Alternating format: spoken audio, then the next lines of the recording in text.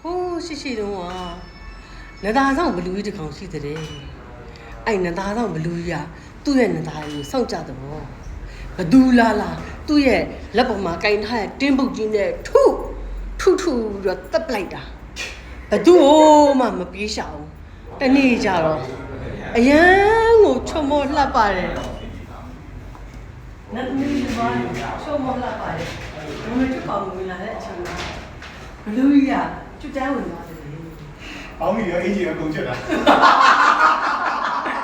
သူများအကောင်းကောင်းနေတယ်ဘာလို့လဲအဲ့ချိန်မှာအဲ့ဘလူးရသူ့ရဲ့နသားရဲ့အကုန်ကိုဟောဒီကဒေါမစ်တောင်းပြီးတယ်ကြက်လျာညီဒေါမစ်တောင်းပြီးတယ်ဒီကနေ့